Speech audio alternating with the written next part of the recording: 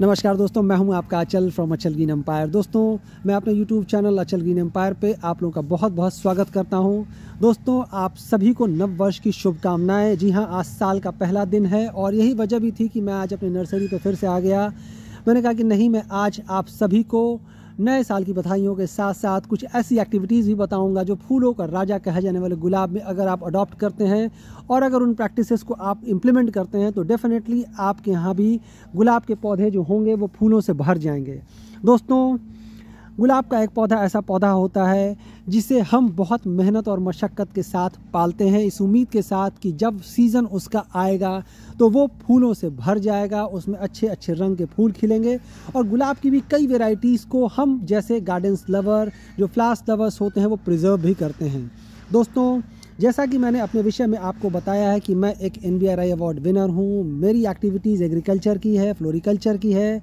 उसके अलावा मैंने अपने आप को landscaping, gardening, garden designing, garden maintenance और गार्डनिंग की जो स्किल्स होती है उस पे लोगों को ट्रेन करना और उस पे स्किल्स को कैसे डेवलप करना है, किन छोटी छोटी बातों का ख्याल रखना है, किन छोटी छोटी बातों का ध्यान रखना है, जिसको अडॉप्ट करके और जिसको इम्प्लीमेंट करके आप भी अपने हेल्दी प्लांट्स और हेल्दी फ्लावर्स ग्रो कर सकते हैं। उन जैसी एक्टिविटीज़ में मैंने अपने आप को इन्वॉल्व कर रखा है। दोस्तों, अब मैं आपको गुलाब के विषय में कुछ बताना चाहता हूं। दोस्तों, गुलाब एक ऐसा पौधा है जिसे कि फूलों का राजा कहा जाता है। जी हाँ दोस्तों, गुलाब को हम फूलों का राजा कहते हैं और इसकी कई वेराइटीज़ होती हैं और कई वेराइटीज़ के साथ साथ इसके फूलों के साइज़ भी अलग अलग होते हैं। जी हाँ दोस्तों, इसके फूलों के साइज़ भी अलग अलग होते हैं, बट हर पौधे में फूल आए उसके लिए बहुत ज़रूरी है कि आप उनका विशेष ध्यान रखें। दोस्तों, गुलाब के खिलने का जो सही सीज़न होता है वो होता है विंटर का, और विंटर का भी समय दोस्तों गुलाब के लिए अप्रोप्रिएट तो होता है, लेकिन विंटर में गुलाब की कुछ केयर भी करी जाती है। दोस्तों, गुलाब का जो पौधा होता है वो एक पेरेनियल श्रब है, पेरेनियल फ्लावरिंग श्रब है। जी हाँ, ये सालों साल आपका साथ देता है, यही वजह होती है कि हम इसे पेरेनियल कहते हैं। ये सीजनल नहीं है दोस्तों, ये पेरेनियल श्रब है।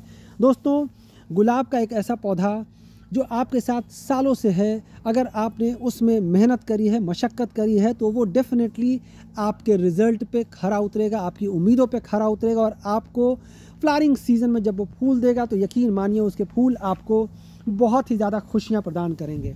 दोस्तों, ये देखिए, इन सब में बड़ी बड़ी कलियाँ बन चुकी हैं, इन सब के खिलने का समय हो रखा है। जाड़े का जो सीज़न होता है वो गुलाब के लिए बहुत ही कंड्यूसिव होता है, बट साथ ही साथ कुछ चैलेंजेस भी जाड़े में गुलाब को फेस करने पड़ते हैं।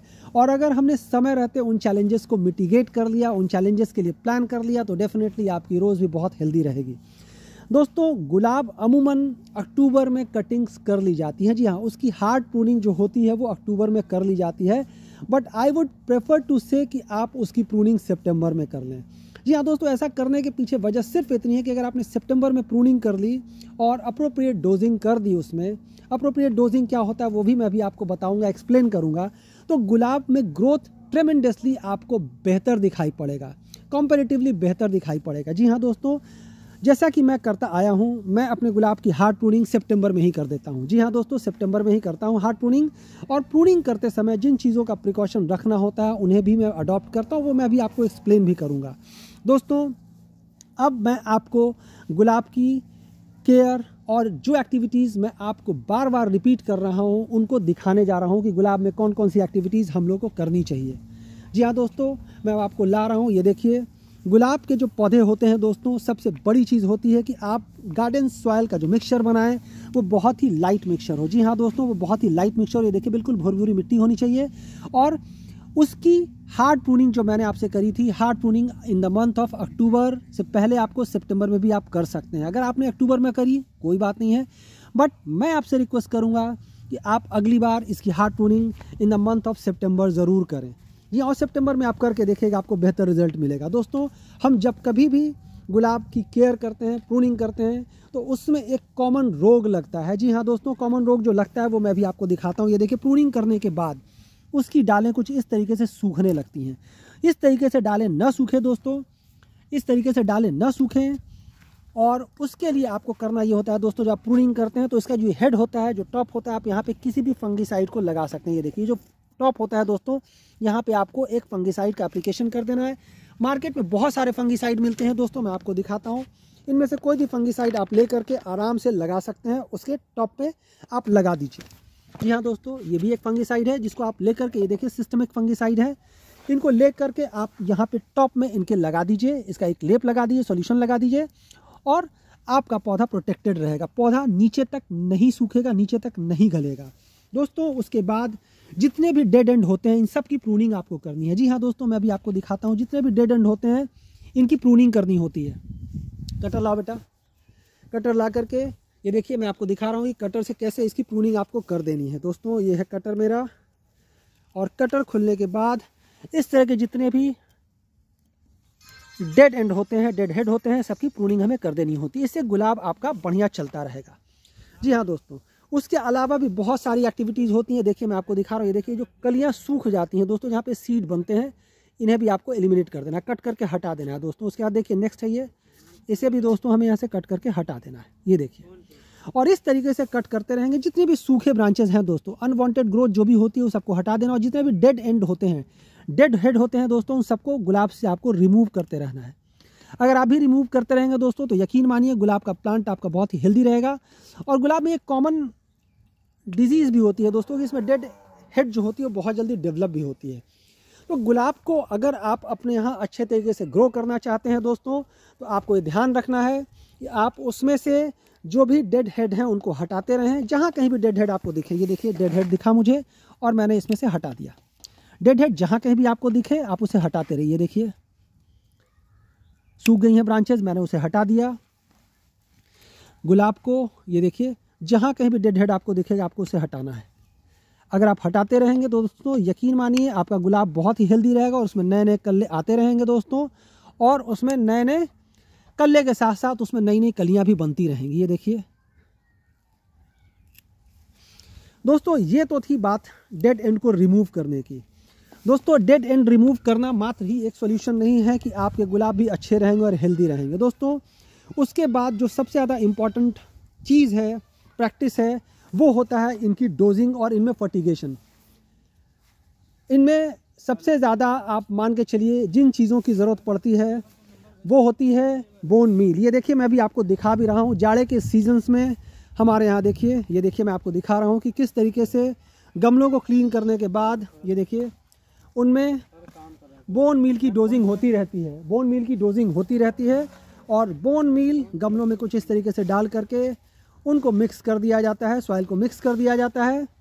और बोन मील जो होता है दोस्तों एक ऐसा फर्टिलाइज़र है गुलाब के लिए जो उसके लिए वरदान साबित होता है। जी हाँ, ये मैजिक करता है। बोन मील गुलाब के पौधे को अंदर से बहुत ही ज़्यादा हेल्दी और तंदुरुस्त रखता है।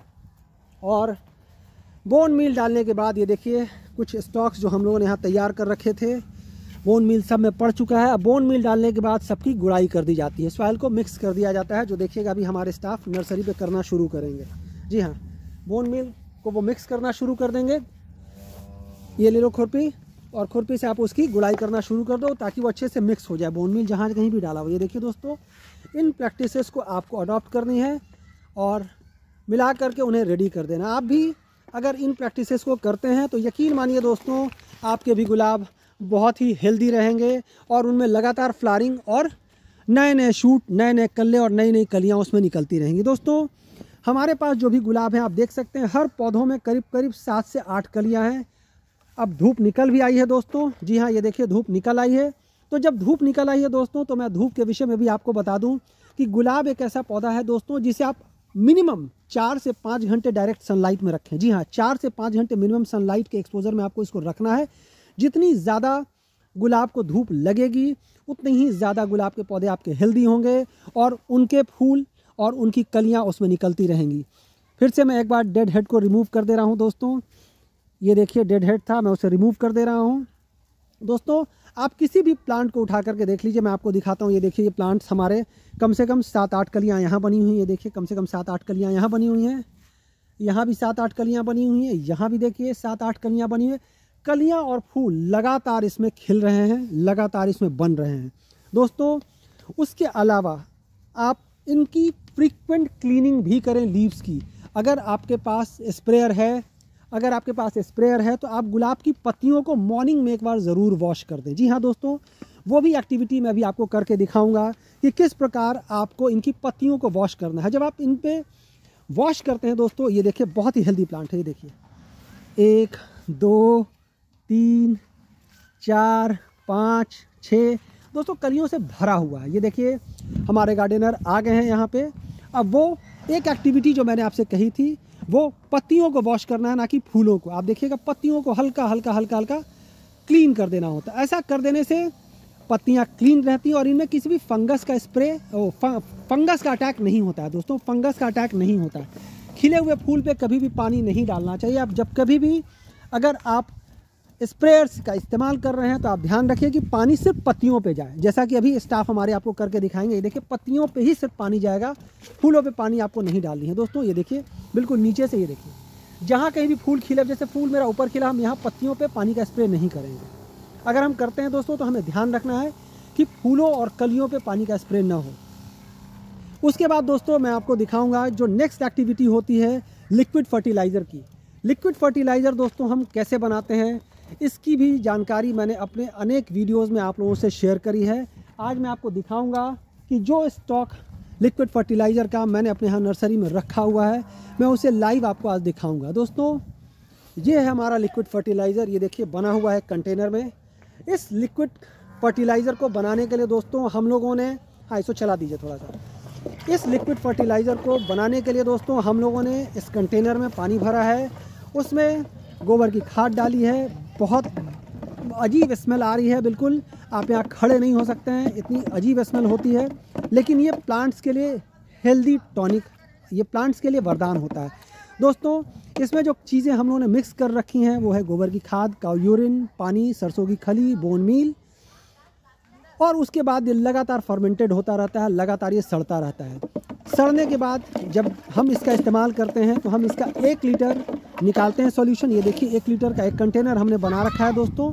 1 लीटर का जो कंटेनर हमने बना रखा है, इसको हम निकालेंगे 1 लीटर को, और 1 लीटर को हम 10 लीटर्स में, जी हाँ 10 लीटर्स के साथ इसको डाइल्यूट करेंगे। ये देखिए 10 लीटर का कंटेनर है दोस्तों। 10 लीटर के कंटेनर में 1 लीटर से थोड़ा सा कम ही होता है दोस्तों, करीब करीब 900 ml ये डोज होती है हमारी। 900 को हम 10 लीटर में डाइल्यूट कर देते हैं। ये हमारे गार्डनर अभी इसको लेकर के आ जाएंगे डाइल्यूट करके। ये देखिए अभी हम इसे डाइल्यूट भी कर रहे हैं, और इस तरीके से जो डाइल्यूटेड लिक्विड फर्टिलाइज़र हमारा होगा, हम उसकी गुलाब के जड़ों में ड्रेंचिंग करेंगे। इसके पहले कि वो तैयार करके लाएं, मैं आपको गुलाब के विषय में और भी जानकारी दे दूं दोस्तों। ये देखिए गुलाब में दोस्तों आपको जिन चीज़ों का स्प्रे करना है, वो तो लिक्विड फर्टिलाइज़र है दोस्तों, उसके अलावा भी आप फोलियर स्प्रे कर सकते हैं एनपीके का। एनपीके दोस्तों डिफरेंट कंपोनेंट्स में भी आते हैं। ये देखिए एनपीके में भी आपको दिखाता हूँ। ये एक एनपीके का पाउडर है दोस्तों, एरीज का है एनपीके। और ये एनपीके देखिए 20-20-20 के कंपोनेंट्स में दोस्तों एनपीके में नाइट्रोजन, फास्फोरस और पोटेशियम होता है। जी हाँ, नाइट्रोजन, फास्फोरस और पोटेशियम का ये कंपोनेंट जो है वो इक्वल प्रोपोर्शन में है। इक्वल प्रोपोर्शन में होने की वजह से ये प्लांट्स के इनिशियल ग्रोथ में बहुत ही ज़्यादा हेल्प करते हैं। उसके बाद दोस्तों मैं आपको दिखाता हूँ, ये देखिए एनपीके 12:61:0 में। जी हाँ, इसमें जो पोटेशियम है, जी हाँ पोटेशियम मतलब के इसमें 0 है। देखिए इसमें नाइट्रोजन 12 है, 12 के प्रोपोर्शन में है, और जो फास्फोरस है वो है आपका 61 के प्रोपोर्शन में। और उसके बाद एक और फर्टिलाइज़र एनपीके का ही मैं आपको दिखा रहा हूँ। ये देखिए 0050 है। जी हाँ दोस्तों, ये है 0050। मैं आपको ध्यान से दिखाता हूँ। ये देखिए ये है 0050। जी हाँ, ये देखिए 0050। तो ये डिफरेंट प्रोपोर्शंस में एनपीके हम लोग अपने यहाँ नर्सरी में रखते हैं दोस्तों, जिसका डिफरेंट स्टेजेस पे हम लोग इस्तेमाल करते हैं दोस्तों। लिक्विड फर्टिलाइज़र हमारी रेडी हो गई। लिक्विड फर्टिलाइज़र का इस्तेमाल कैसे करना है वो मैं अभी आपको दिखाता हूँ। बिल्कुल जड़ में डालेंगे, ये देखिए जड़ में डालेंगे दोस्तों लिक्विड फर्टिलाइज़र को। देखिए लिक्विड फर्टिलाइज़र हमारा रेडी है, थोड़ा थोड़ा जड़ में हम डालते जाएंगे हर प्लांट्स पे। ये देखिए, और लिक्विड फर्टिलाइज़र को जो आप डालेंगे दोस्तों, तो इसे भी आपको शेड्यूल्ड करना है। जी हाँ, शेड्यूल्ड करने का मतलब ये हुआ दोस्तों कि आप इसे एक निश्चित शेड्यूल पे गमलों में लिक्विड जो हमारा प्लांट टॉनिक है आप उसको डालेंगे, और एक निश्चित मात्रा में डालेंगे। ओवर डोजिंग नहीं करनी है दोस्तों। जी हाँ, ओवर डोजिंग नहीं करनी है। मेरे कहने का मतलब है दोस्तों कि आप जो सोल्यूशन मैंने बनाया है लिक्विड फर्टिलाइज़र का, आप देख रहे हैं उसकी डोजिंग हो रही है। और डोजिंग करने का सबसे बड़ा फ़ायदा इनका ये होता है दोस्तों कि इनमें एक नेचुरल बूस्टर इनको मिल जाता है। ये प्लांट्स की इम्यून सिस्टम को स्ट्रॉन्ग करते हैं, प्लांट्स के ग्रोथ को रेगुलेट करते हैं और प्लांट्स हमारा बहुत ही ज़्यादा हेल्दी होने लगता है गुलाब का पौधा, और उसमें लगातार कलियां बनती रहती हैं दोस्तों। उसमें नए शूट्स निकलते हैं और नई कलियां बनती हैं दोस्तों। कलियां फूल बनने के बाद भी इनमें लगातार, जी हाँ, कंटिन्यूअसली फूल बनने के बाद भी नई कलियां इनमें आती रहती हैं जब तक कि इनमें सीज़न बना रहता है। ओवर डोजिंग आपको नहीं करनी है और आपको इसका ध्यान रखना है कि ये पत्तों पे ना जाए। जी हाँ, पत्तों पे अगर ये गलती से भी चला जाता है तो पत्तियों को ये नुकसान पहुंचाता है। अगर पत्तियों पे चला भी गया ड्रेंचिंग करते समय तो आप उसको इमीडिएटली वॉश कर दें। यहाँ भी डाल दीजिए, ये गमला देखिए छूट रहा था, इसमें भी डाल दीजिए प्लीज़। जी हाँ, और इस तरीके से जो डोजिंग थी वो मैंने अभी आपको बताया कि आपको सबसे पहले बोन मील डालना है, गुड़ाई करनी है।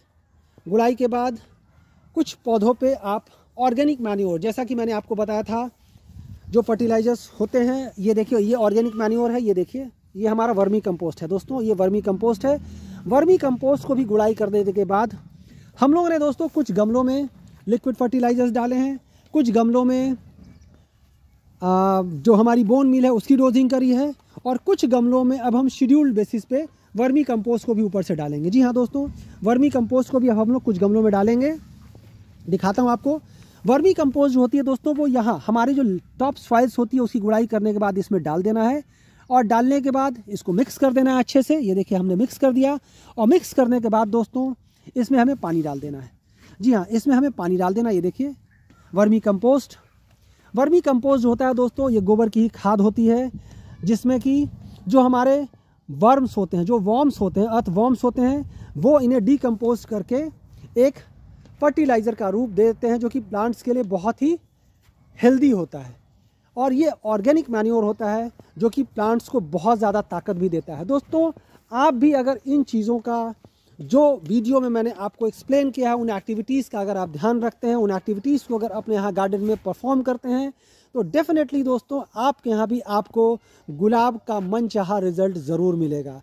दोस्तों ये देखिए मेरे जितने भी पौधे हैं सब में 8 से 10 कलियाँ खिली हुई हैं, और मैंने एक डिटेल्ड वीडियो आज आपको गुलाब के विषय में बताया है कि किन किन एक्टिविटीज़ का आपको ध्यान रखना है और किन किन एक्टिविटीज़ को आपको करना है।